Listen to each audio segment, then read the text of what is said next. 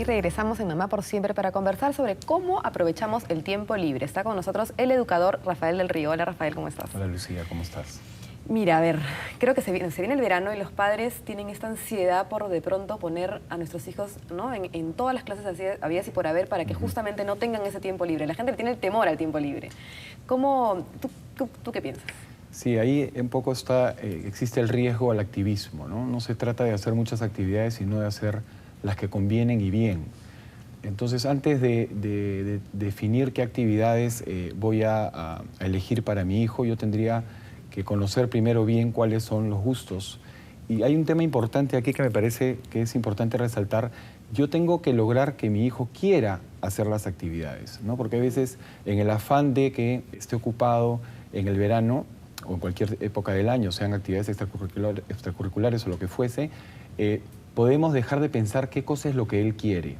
Y creo que el parte del tema del educador es lograr que él quiera hacer esa actividad. Y también quisiera resaltar un tema que es importante, que es el profesor. El que enseña la actividad tiene que gozar y tiene que disfrutar mucho aquello que está impartiendo en ese momento. Ahora, Rafael, perdón que te corte, pero eso que has dicho es un ratito de que tenemos que lograr que el chico quiera hacer eso. ¿Tiene que ser así, digamos, o más bien porque no escuchamos qué cosa quiere él y a partir de ahí lo inscribimos, digamos, en determinados cursos? Sí, lo que creo es que hay que estimularlo desde muy chico, generar la mayor cantidad de vínculos posibles, porque desde muy chico ni él sabe muy bien qué cosa es lo que quiere, ¿no? Pero en el camino ir descubriendo con él hacia dónde va dirigiendo sus motivaciones y sus gustos y luego darle con libertad los espacios que sean convenientes. Claro, ¿no? Está bien, entiendo un poco la idea. Entonces, el tiempo libre en sí mismo también es importante. Sí, claro que es importante. Pero ¿cómo debe de ser? Porque tampoco es que mirando tele todo el día. ¿Cómo debe ser ese tiempo libre? Sí, hay que diferenciar lo que es el tiempo libre de no hacer nada, ¿no? El tiempo libre tiene que ser relacionado al perfeccionamiento del ser. Entonces, estas actividades complementarias lo que hacen es desarrollar las áreas de desarrollo, las zonas de desarrollo del ser. Entonces, yo tengo que ver, por ejemplo, qué va a aportar esta actividad en el ámbito social, qué va a facilitar esta determinada actividad en el ámbito cognitivo. Entonces puedo dar dos ejemplos muy puntuales. Por ejemplo, la lectura.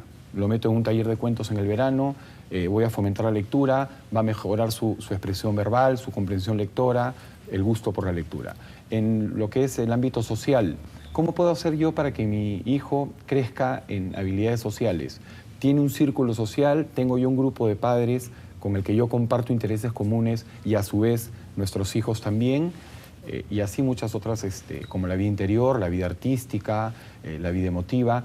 Creo yo que por ahí es que hay que ir buscando las distintas áreas de desarrollo del ser humano y ver cómo voy llevando a mi hijo con las actividades que se convierten en medios para que el chico pueda, o el niño o la niña, desarrollarse. Estoy totalmente de acuerdo, efectivamente. Es un poco dejarnos la idea de que tiene que aprender cosas, ¿no? Porque a veces uno dice, hay que meterlo a clases para que aprenda tal cosa. La idea es justamente otra, digamos, empezar un poco más en el proceso, en ese proceso de aprendizaje que es donde se vaya descubriendo el chico, porque estamos en crecimiento, está en crecimiento.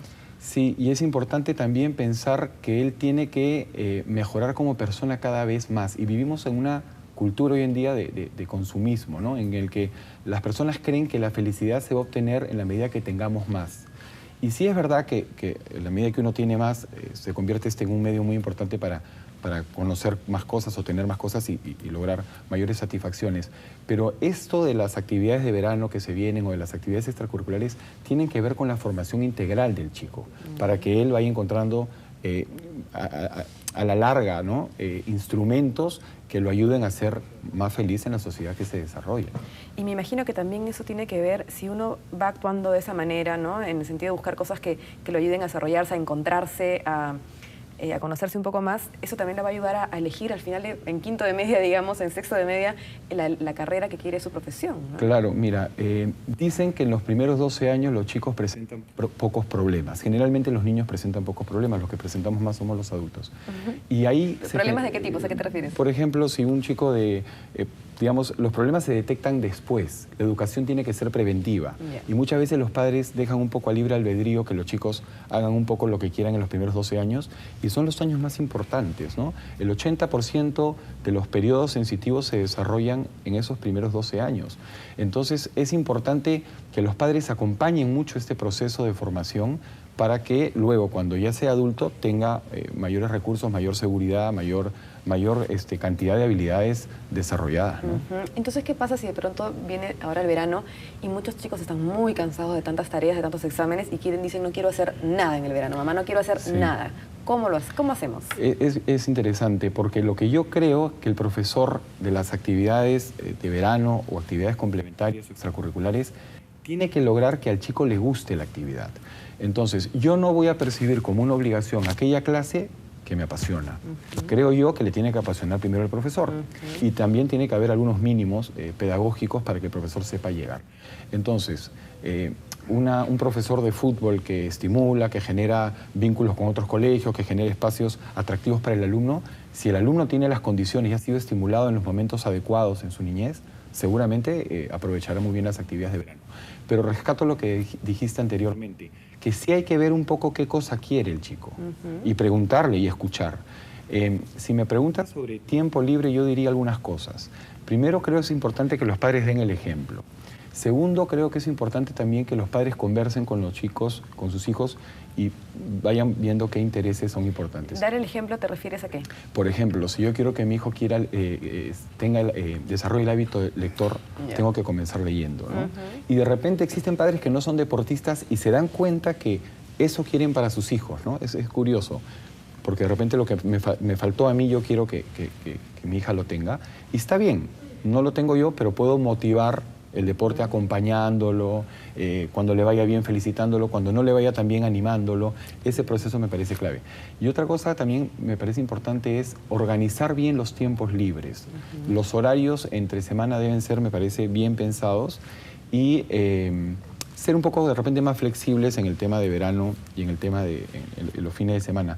Pero debe haber un horario claro, ¿no? Donde se vayan formando los hábitos para que luego estos hábitos se puedan convertir en virtudes, ¿no? Digamos que en el verano también debe haber cierta rutina, ¿a eso te estás refiriendo? Hay programas de verano, los colegios y los clubes sociales y los clubes públicos o municipales proponen algunas actividades interesantes, ¿no? Y yo sí no creo que es conveniente que un niño o una niña se levante en la mañana un día de semana de verano y no haya nada que hacer, ¿no? No siempre va a coincidir que sus amigas tengan el mismo plan que uno propone. Pero sí creo que hay que mirar con antelación y con cuidado qué ofrece el mercado y en qué actividades puede mi hijo aprovechar bien el tiempo, ¿no? Digamos, algunas veces hemos conversado sobre la importancia también de un poco de cierto ocio, en el sentido de estimular de esa manera la creatividad, que el niño de pronto pueda, en ese tiempo libre, alguna mañana de verano que no tuvo ninguna clase, puede decir, a ver, ¿qué hago ahora? Digamos, ¿no? O sea, un poco tratar de estimular también un poco desde él mismo, desde el niño o el adolescente mismo, generar algo, generar una actividad, digamos, no solamente impuesta desde afuera. ¿Qué piensas de esto? ¿Es muy difícil? Mira, yo creo que mientras más niños, más difícil. Yo he visto, por ejemplo, entre mis hermanas había una que tenía el hábito lector muy desarrollado, ¿no? Y cuando no había nada que hacer, el resto como que sufríamos un poco más que ella porque ella con un libro solucionaba el problema, ¿no? Entonces, pero esto responde a un estímulo, digamos, logrado en el momento indicado. O sea, la lectura no nació en ella porque nació. Debe haber habido alguien o algo, mi mamá seguramente, que le estimuló este tema y que ella respondió. Pero sí me parece importante ya en los adolescentes también generar o proponer algunas actividades propias, ¿no? Y, por ejemplo, no sé si hemos visto en algunos distritos de Lima que ya hay unas personas que practican deporte todas las mañanas o en las tardes y se van juntando y aparece pues esta suerte de Perú Runners y gente que va generando una dinámica de aprovechamiento de tiempo libre que va a favor de la salud, va a favor de muchas cosas, de la calidad de vida. Sí, es verdad que cuando son más chicos es más complicado, por eso existen profesionales en la educación que están destinados a que los chicos puedan aprovechar de manera, digamos, eficaz y eficiente estos tiempos. El tema con la mamá y con el papá, el vínculo filial no es tan simple, ¿no es cierto? O sea, la mamá tiene cosas, la madre tiene que hacer cosas en la mañana, el papá sale a trabajar apurado en la mañana. Entonces, que el chico proponga algo, existe el riesgo de mucha televisión, que ahí también yo creo que hay que poner un poco la mirada y el límite, claro. ¿Sí? Porque además habría que ver, no tanto que no vea televisión, sino que ve, si forma el juicio crítico, si lleva alguna reflexión, y el internet, que creo que los papás tienen que conocer las redes, ¿no? Y educar el uso de las redes. Son dos riesgos hoy día muy latentes. Entonces, si tú me dices que el chico por propia iniciativa proponga una actividad, sí es válido. Es un poco complicado también, porque el riesgo de la televisión y el internet. Claro, pero si tienes eso más o menos en control y quizás conociendo un poco a tu hijo, ¿no? Hay niños que efectivamente tienen más esa facilidad y otros que no. Pero yo creo que quizás la posibilidad de que, por ejemplo, el niño se encuentre con sus juguetes y empiece a jugar solo, o no, que también es no todo el verano, porque obviamente llega un momento que no va a querer y no va a ser nada estimulante eso, ¿no? Pero también ciertos momentos podrían ser generadores de creatividad, digamos, ¿no? Además que estos programas de verano no son todo el día, ¿no? Así es. Y es importante lo que dices tú, porque el juego es el trabajo de los niños, se le llama así, ¿no? Y ahí es donde se desarrollan muchas habilidades que son muy importantes. Lo que yo quisiera resaltar, que es bien importante, es el tema de los periodos sensitivos. ¿Alguien puede obedecer o aprender a obedecer a los 13 años? Seguramente que sí, pero será mucho más difícil. Aprender a montar bicicleta a los 17, sí, pero será mucho más difícil. Lo que hay que aprovechar es los periodos sensitivos adecuados. Hay un autor, Coraminas, que escribe muy bien de esto, para que una vez lograda la habilidad sea lograda de la mejor manera, ¿no? Claro, por ejemplo, el hábito lector, ¿no? Así es. Perfecto, o sea que de los 0 a los, digamos, no 0, pero hasta los 12 años estamos en ese periodo justamente con mucho más intensidad, claro. O sea que por eso yo decía que a veces hay que pensar en la educación preventiva, porque después aparecen los problemas más adelante y resulta que yo no me ocupé de lo que me debía ocupar en el momento indicado, ¿no? Así es. Bueno, muchísimas gracias, Rafael. Es importante reflexionar sobre esto hacia final de año. Gracias. Gracias. Ya saben, hay que elegir más o menos bien, digamos, lo que van a hacer nuestros hijos en el verano. Ahora no se vayan, regresamos después de un corte para hablar sobre los antibióticos y el embarazo.